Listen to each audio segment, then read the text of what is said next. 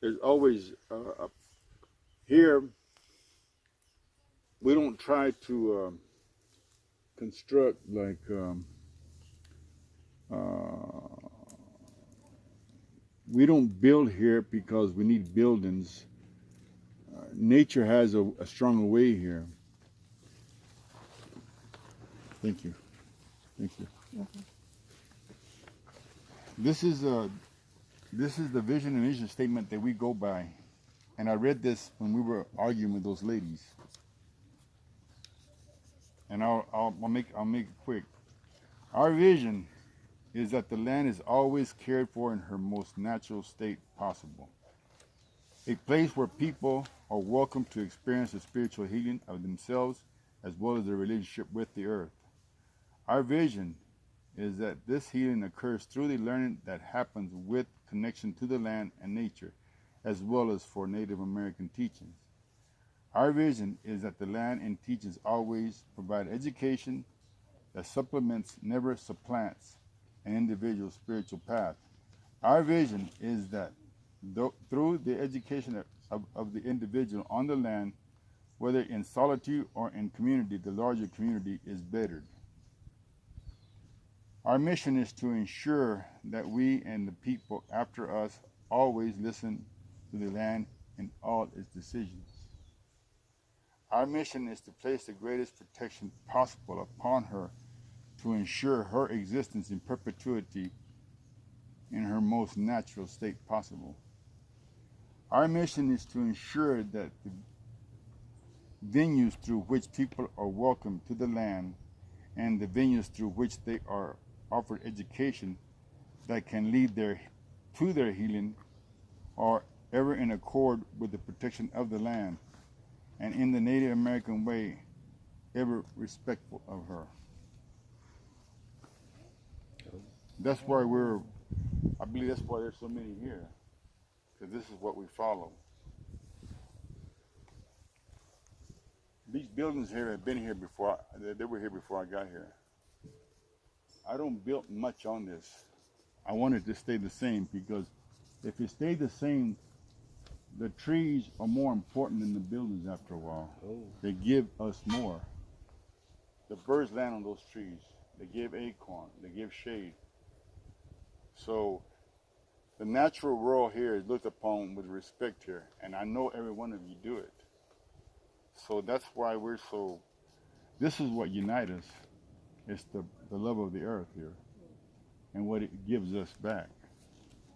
I just thought I'd put that in there because I just want to thank every one of you for helping us, for helping all of us. We're helping each other here. There's not one person that sticks out more than anybody else. We're all helping each other. And I thank you for that, for keeping that. My name is David. I'm a senior still. I wanted to mention something that Ramon said. It's how we understood it here has always been we're healers, helpers, and mentors to each other.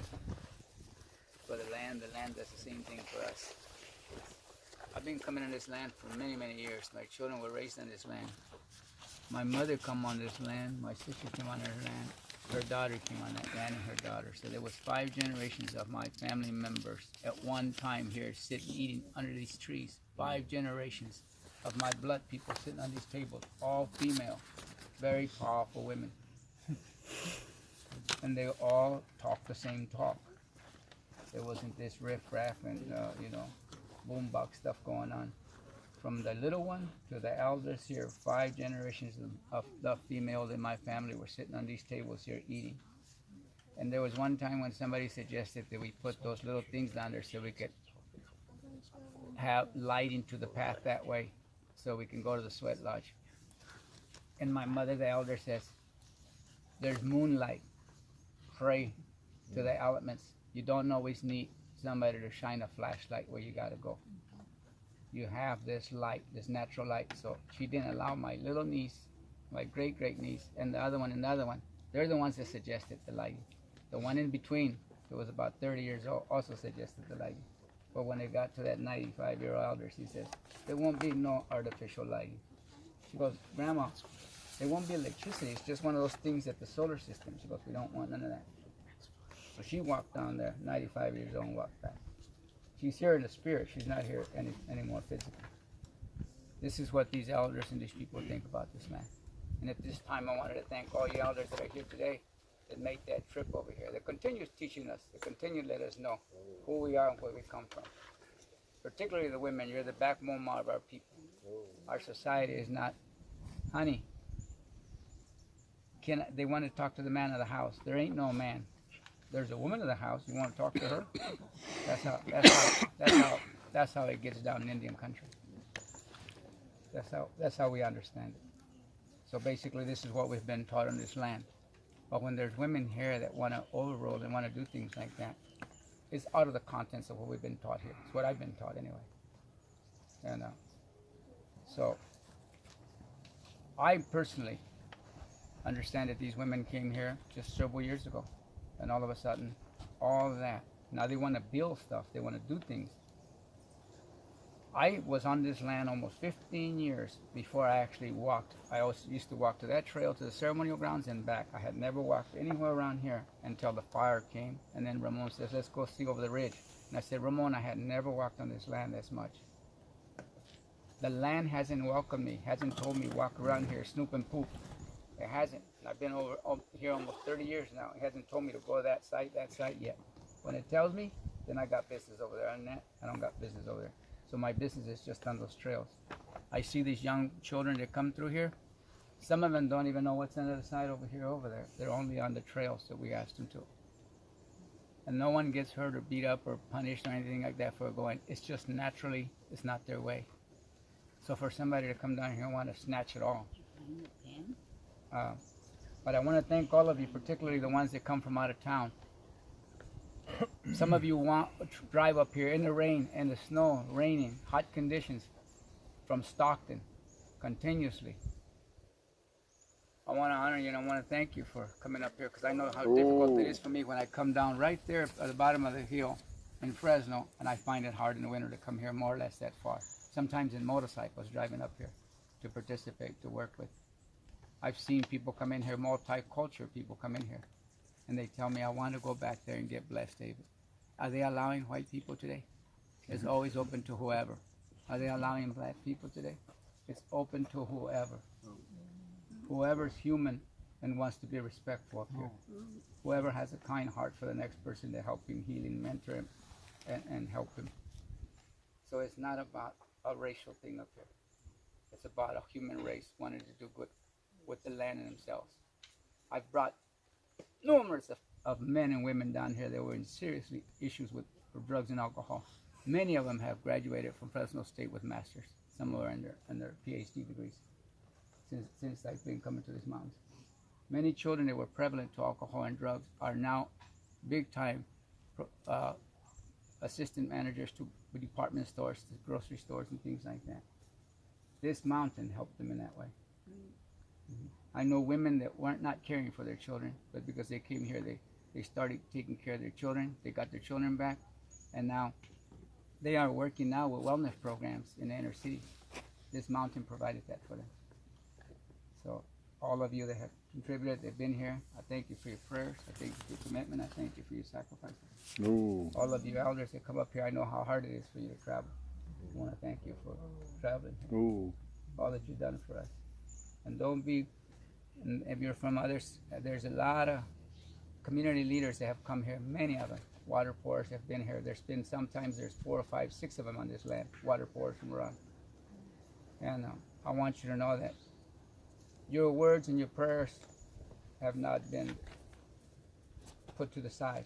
A lot of your teachings, we know where they come because sometimes they said, I've been taught by this elder over here. So it all comes here and we all share those teachings here. So I want to thank all of you. I hope. Ooh. We had an elder right here that wanted to speak. I got here late and I'm really sorry we couldn't find our way. I haven't been here in a long time. And but this is my sister Shirley Forga and I'm Sandra Chapman. Cousin Sarah Miwa over in Mariposa. But I knew I had to come and support Ramon and because of what he did for my nephew. Took him in when it was dark for him. Took care of him. mentored him.